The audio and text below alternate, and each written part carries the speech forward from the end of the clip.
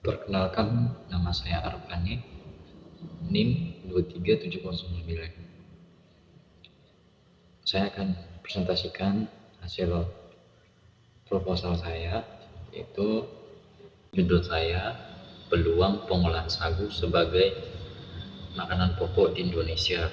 Kenapa saya mengambil judul itu? Karena pengolahan sagu itu masih sedikit dan juga cuma pengolahannya itu masih di beberapa daerah saja, yaitu di Papua. Di Papua itu mereka membuat tepung, dan juga untuk makanan mereka sehari-hari yaitu dengan ciri khas dengan nama makanan bapeda. Untuk sagu ini nanti saya akan membuat beras analog yang udah diekstrak dengan campuran bahan-bahan, dan juga ada tambahan hewani dan protein. Yang hewaninya saya menggunakan daging ikan lele, yang proteinnya saya menggunakan kacang panjang. Jadi pengolahan itu sangat sederhana, yaitu dengan menggiling dan mencampurkan semua bahan untuk menjadikan beras analog itu mempunyai cita rasa dan siap saji. Dan beras analog ini juga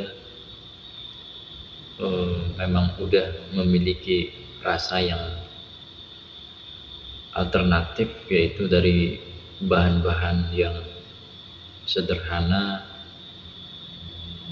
dan memiliki rasa yang beras analog serupa dengan beras yang dibuat dari sumber karbohidrat lokal non padi atau sumber pangan yang mengandung pati atau turunannya sebesar 50-98%. Dan beras analog juga memiliki kelebihan dibandingkan beras padi biasanya, di mana pada saat pembuatannya dapat ditambahkan senyawa aktif khusus untuk meningkatkan nilai gizi dan meningkatkan sumber daya makanan pokok yang berbahan alami, yaitu sagu yang akan diolah menjadi beras analog yang berkualitas dengan campuran beberapa bahan yang mengandung hewani dan protein, yang murah dan berkualitas tinggi akan kesehatan. Untuk tujuan dan manfaatnya itu untuk meningkatkan pengolahan sagu sebagai makanan yang sehat, berkualitas baru untuk dikonsumsi masyarakat Indonesia, dan juga agar pemerintah memperhatikan sumber beras baru, cita rasa beras yang mengandung nilai kesehatan dan produktif konsumsi di masyarakat Indonesia, dengan memberikan peluang untuk sektor pengolahan pada masyarakat dan akan dikembangkan. Kemudian menciptakan olahan beras analog yang ekstrak kandungan hewani dan protein yang murah, sehat untuk dikonsumsi, dengan kandungan sagu sebagai nilai pangan yang berkualitas. Untuk metode penelitian itu alatnya digunakan atau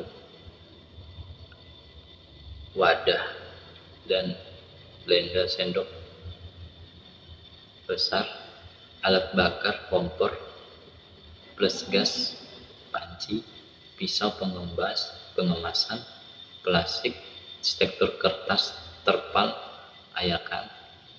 Untuk bahannya yang digunakan tepung sagu, ikan lele bakar, kacang panjang, bawang, merica, kunyit, serai, dan garam. Untuk tempat penelitiannya yaitu Laboratorium Fakultas Teknologi Pertanian Estiper Yogyakarta. Untuk metode penelitian yaitu persiapan bahan, pencampuran, dan penggilingan, terus terakhir itu pembentukan.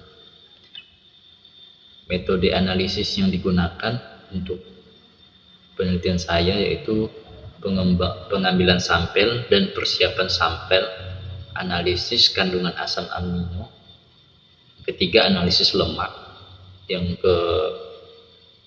keempat analisis karbohidrat, yang kelima menginterpretasi hasil, yang keenam pemantauan kualitas secara berkala.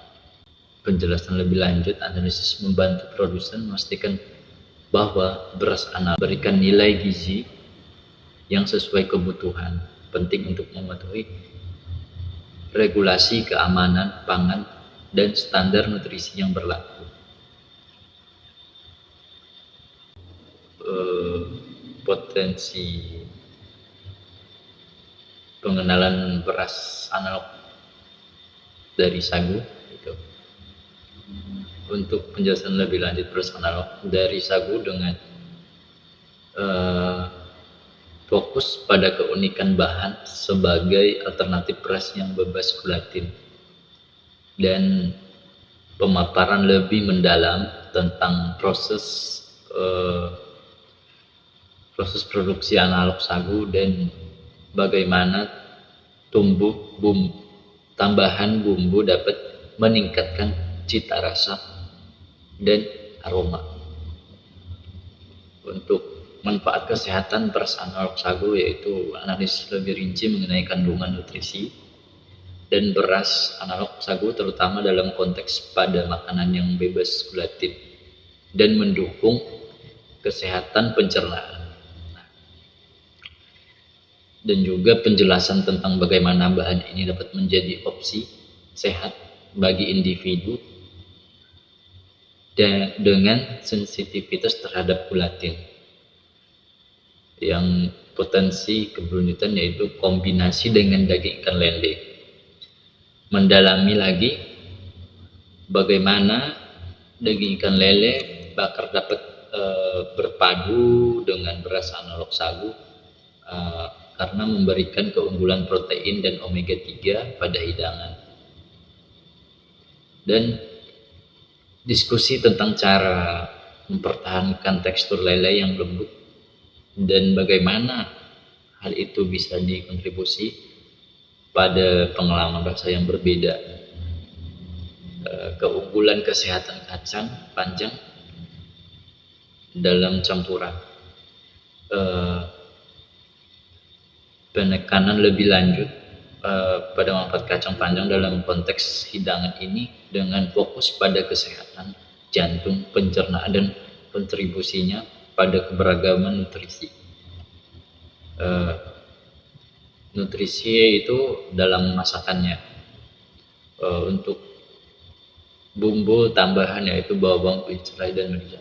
Ya, itu adalah analisis komponen rasa, manfaat kesehatan, dan bawang, serai, dan merica. Konteks rasa, bumbu-bumbu ini kan beras analog sagu, daging ikan lele, dan kacang panjang untuk menciptakan profil rasa yang kompleks dan memikat. Sekian dari presentasi saya, terima kasih. Mohon maaf jika ada kekurangan. Sekian dan terima kasih.